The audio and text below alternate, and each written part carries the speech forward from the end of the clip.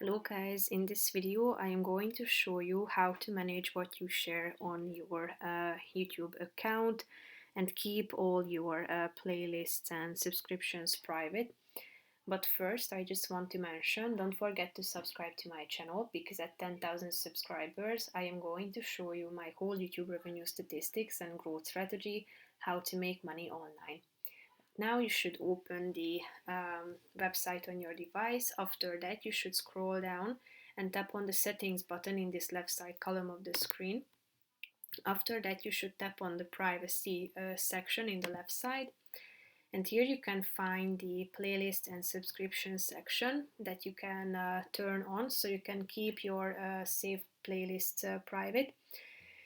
If you tap on this button next to it, meaning that created by others won't appear on your channel, playlists created by you have a separate individual privacy setting. And you can also keep your subscriptions private if you tap on this other button.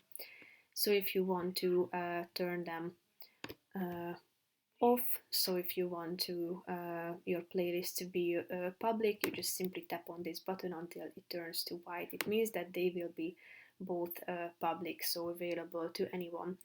So that's pretty much it for this video, guys. See you in the next one. Bye bye.